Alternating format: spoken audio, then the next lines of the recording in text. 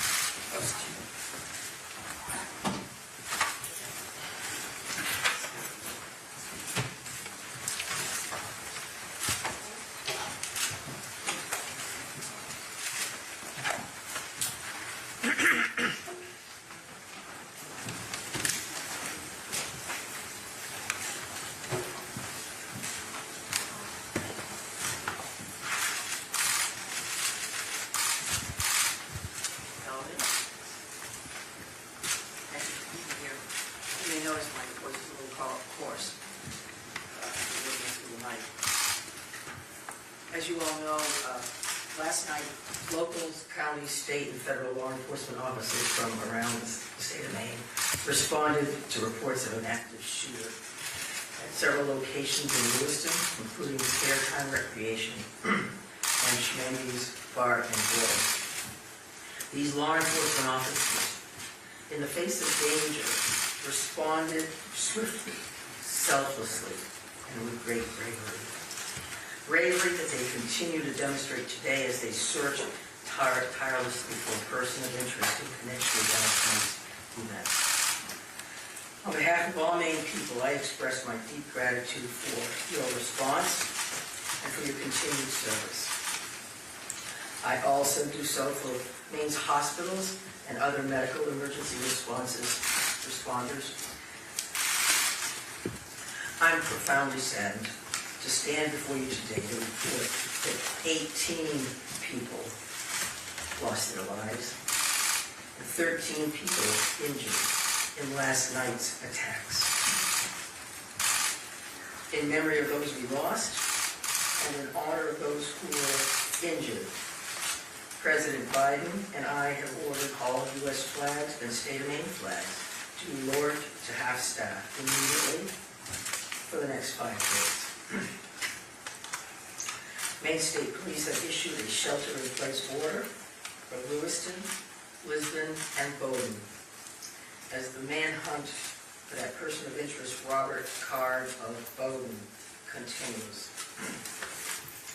I will let law enforcement speak to the ongoing manhunt and to their investigation, but Mr. Card is considered armed and dangerous, and police advise that Maine people should not approach him under any circumstances. I continue to strongly urge Maine people to follow the direction of state and local law enforcement amid this ever-changing situation. Please, if you see anything suspicious, please call 911. There are still many things we don't yet know about these attacks, but the full weight of my administration is behind law enforcement's efforts to capture the person of interest, Robert Card, to hold whoever is responsible for this atrocity accountable under the full force of state and federal law, and to seek full justice for the victims and their families. We cannot and we will not rest in this endeavor. My administration is coordinating closely with local, regional, and federal officials to respond to this shooting. I have spoken twice with President Biden.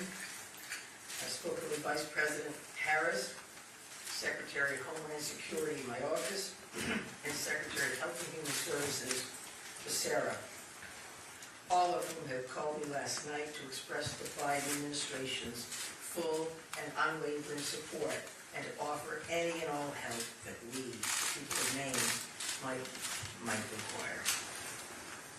The governors of our neighboring New England states and of other states have contacted me to offer aid, and I am sincerely grateful for their friendship and support.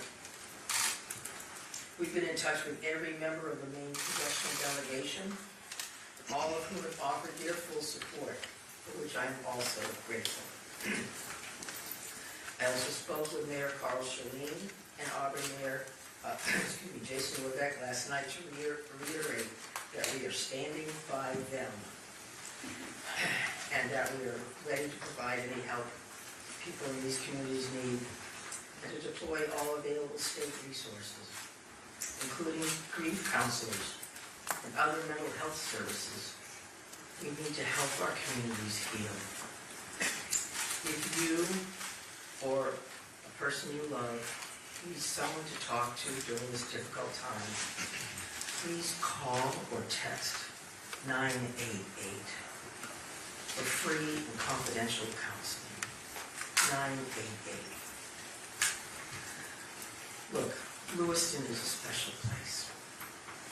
It's a close-knit community with a long history of hard work, of persistence, of faith, of opening its big heart to people everywhere. Lewiston is where I worked for years. It's where I met and married my husband and where our girls went to school. I love this place just as I love the whole state with my entire heart. I'm so deeply saddened, as is every one of the 1.3 million people of this beautiful state. This city did not deserve this terrible assault on its citizens, on its peace of mind, on its sense of security. No city does, no state, no people. No words can truly or fully measure the grief of many people today. Our small state of just 1.3 million people has long been known as one of the safest states in the nation. This attack strikes at the very heart of who we are and the values we hold dear for this precious place we call home. All Maine people are sharing in the sorrow of the families who lost loved ones last night. Loved ones, normal people who were killed or injured while unwinding from a day of work or while spending time with their family and friends, socializing. So on behalf of the 1.3 million people of the whole state of Maine, I hold these families and this city in my heart today. I know that the people of Lewiston are enduring immeasurable pain. I wish I could take that pain off your hearts, off your shoulders, but I promise you this, we will all help you carry that grief. I ask many people to join me in offering our comfort to the families and friends who have lost someone, and in offering our prayers for swift recovery for those who are healing in Maine's hospitals today. This is a dark day for Maine. I know it's hard for us to think about healing when our hearts are broken. But I want every person in Maine to know that we will heal together. We are strong. We are resilient. We are a very caring people. In the days and weeks ahead, we will need to lean on those qualities more than ever before. As we move forward, struggling as we may, let us wrap our arms around one another, offer comfort and solace and love. I know the Maine State Police will continue to release information to the public as we confirm it, and information about any steps that the public might take to support the people of Lewiston at this time. May God bless the people of Lewiston and bless the memories of those we have lost. Thank you. I'm going to turn it over to Mr. Sasha. Thank you very much, Governor. We certainly appreciate your support. The city of Lewiston does, the state of Maine, and certainly our first responders. We feel that love every day, and thank you very much for that. I would also say that we want to say thank you to a really large number of other elected officials across our state, whether that's the federal delegation, local elected officials, and many others that are part of organizations or law enforcement agencies that truly wanted to join us today at this particular press event and wanted to speak on behalf of their communities. And as the governor had mentioned, and everybody else will reiterate, our reality for today is that this suspect is still at large. And we want to provide community support for the victims, for the families, and the communities across the state.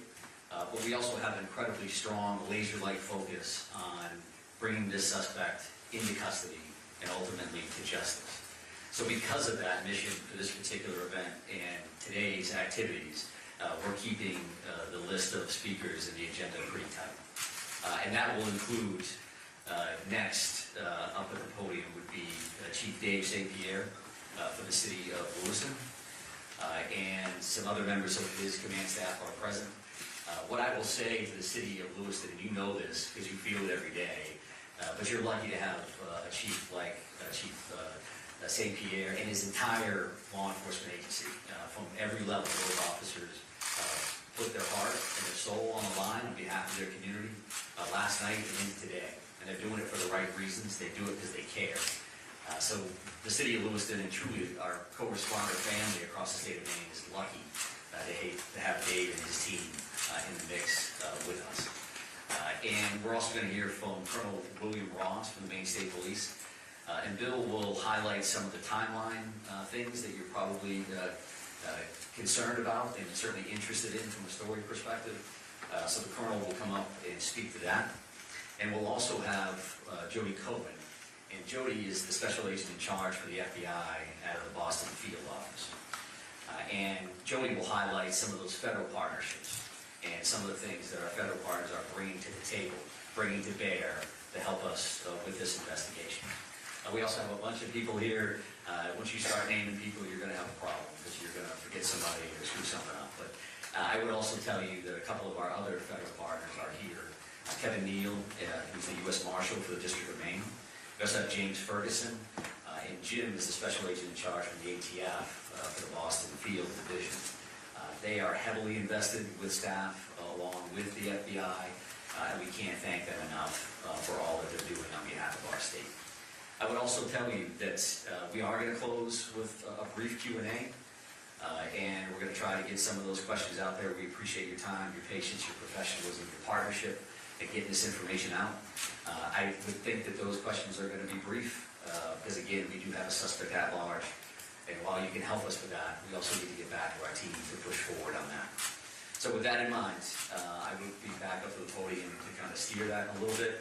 But for starters, I would like Chief St. Pierre to join us.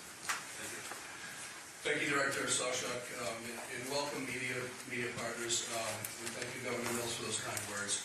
I'm going to keep this short. What I would like to do the very most is to express our deepest sympathies to the families and friends of the victims of this heinous crime. This is truly a tragedy that goes beyond comprehension. I'm confident in our community that our community has and will continue to come together throughout this endeavor to bring this to a successful conclusion. Although difficult, I do ask the public to continue to be mindful of their own personal safety and also that they be patient with the process as much as possible. There is extensive work and attention to detail that goes into such a large-scale investigation. I'm confident in the expertise and professionalism of our investigators and all law enforcement officials that are currently involved. This is an all-hands-on-deck approach. We have a great deal of collaboration and resources that have been made available to us. There are far too many to name individually, but I think Director Sawchuk named quite a few appropriately. There are far too many, as I stated, but they are all appreciated more than you know. I want to thank all of our brave men and women of the Lewiston Police Department, fire department staff, medical personnel, first responders of any kind that came from far and wide and have come together and continue to work tirelessly in bringing the situation to an end. We hope to locate and hold the person accountable. I think you'll hear next from the state police, who is taking the lead in this investigation. Although that we are working hand in hand with them, I think Colonel Ross will be able to fill you in a little bit more.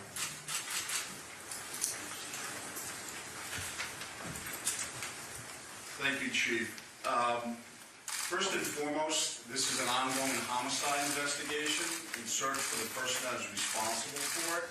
We're in the early stages of this investigation, and I just want to let you know we will have updates. We'll be putting some type of a schedule out later on. But again, early stages of a homicide investigation, we want to be careful that we're doing things correctly. We want to get ahead of ourselves. I'm going to give you a bit of a timeline here to kind of fill in some of the blanks and give you some of the facts as we know them right now. A lot of this information will then be transferred to the Attorney General's office, as they will be the lead prosecutor, again, in any homicide investigation. Last night, October 25th at approximately 6:56 p.m., the Auburn Communications Center received a 911 call of a male shooting in just-in-time, or the spare time recreation center in the town of Lewiston, located at 24 Mollison Way in Lewiston. Shortly after that, at about 7:08 p.m., the Communications Center received multiple 911 calls about an active shooter inside of a Spenge's Billiards at 553 Lincoln Street in the town of Lewiston. A large law enforcement response from multiple surrounding agencies assisted the Lewiston Police Department in trying to identify who this individual was and what was happening. As you can imagine, this was a very fast-paced, fast-moving, very fluid scene, very dangerous scene that these guys and girls were going into. 18 people are now deceased at this time. The victims at the just-in-time establishment, 7 people are deceased there, 1 female and 6 males, all from an apparent gunshot wound. Victims at the Schmegleys Billiards, 8 are deceased. 7 males inside the establishment, 1 male outside of the establishment. Again, also apparent gunshot wounds. Multiple people were transferred to area hospitals, Central Maine Medical Center, St. Mary's, and Maine Medical Center. 3 people that were transferred to those hospitals are deceased, for a total of 18 people deceased at this time. The investigation into the person responsible for this identified a vehicle located at the Projet boat landing in Lisbon.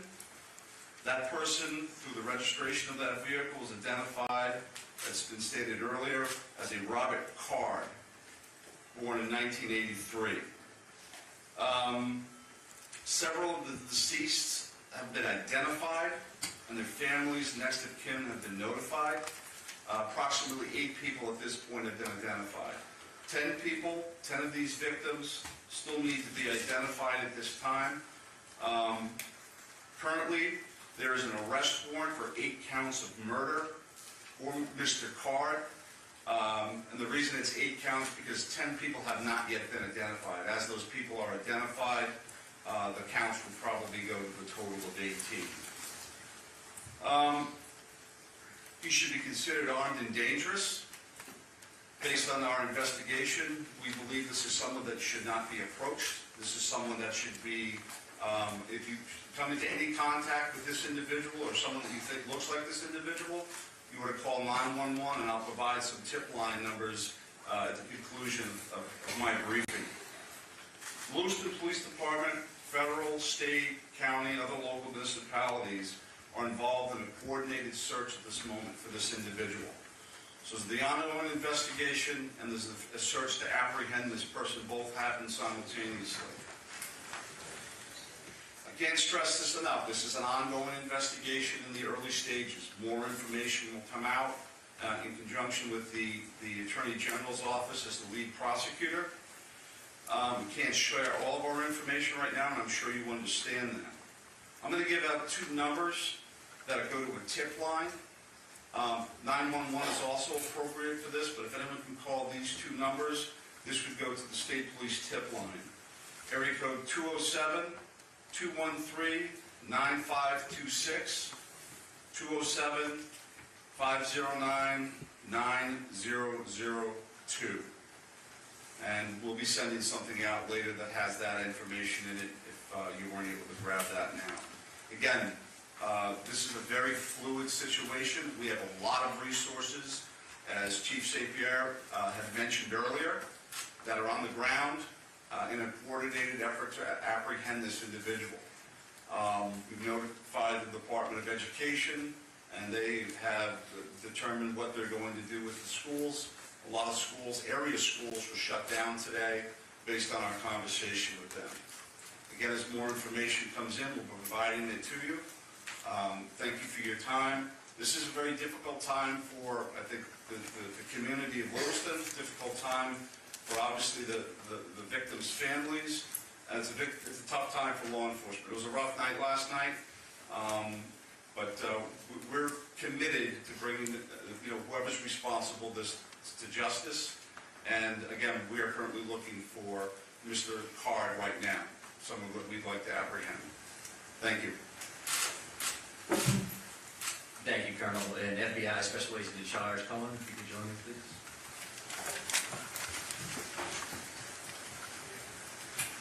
Thank you. My name is Joey Cohen. I'm the Special Agent in Charge of FBI Boston Division, which covers the state of Maine. Our hearts go out to everyone who is impacted as a result of this senseless violence. The FBI is working hand in hand with our law enforcement partners. Our evidence response team is here processing these very extensive scenes. We are providing investigative and tactical support, as well as our victim specialists are working with those affected by this tragedy. As this very active investigations continues to unfold, we're asking the public to stay vigilant and come forward with any information that you might have that you feel is helpful to our investigators. My pledge is that the FBI will carry out this investigative case with rigor. We will work day and night alongside our law enforcement partners to get the answers to the questions this community deserves. We thank the public for your continued cooperation and patience as we continue to work this very active investigation. Thank you.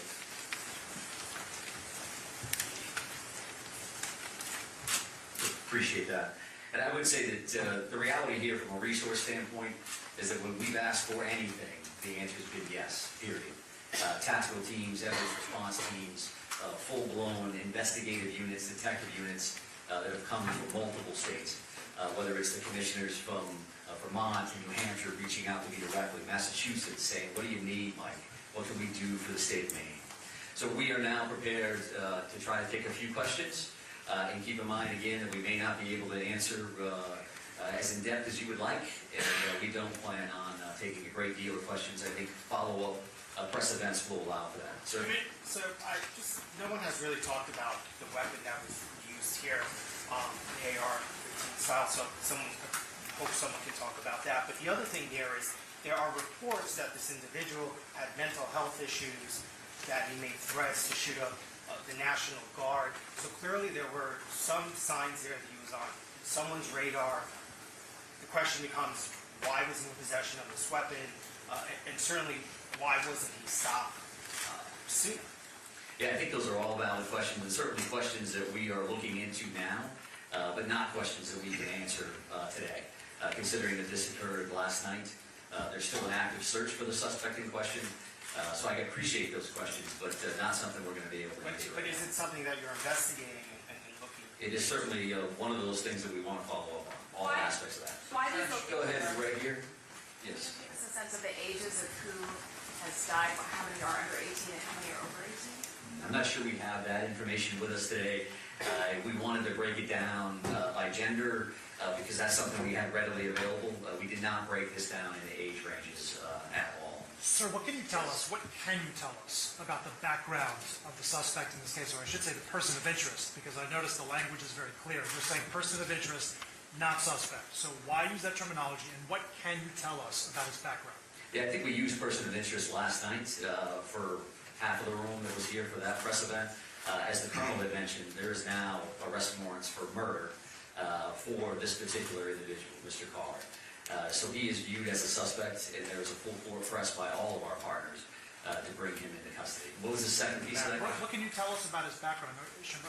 Simone had asked a second ago about the idea that he had voiced concerns about his own mental health, right? Had been committed, according to language in a police bulletin, to a mental health facility for weeks. How could someone that fits that profile still be in possession of semi-automatic weapons?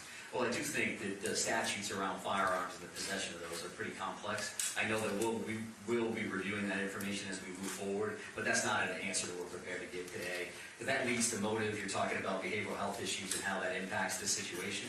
I would expect you'll hear back from us on that in the future. Right here. Yeah, I've got a question about, we've seen helicopters as far north as on the, can you tell us anything about what's leading you that far north of the seabird you come from? Yeah, sure. So we have law enforcement assets that are deployed over a number of communities doing follow-ups on a number of different things. So as you can imagine, there's a great deal of search warrants that we're following up on. We do have partners, that helicopters from the New Hampshire State Police. That copter was here last night to assist us as well. So whether we have tactical elements out or we're searching an area, some of those air assets would be very, very valuable. Is So there that's anything what we're particular doing. that's leading you there?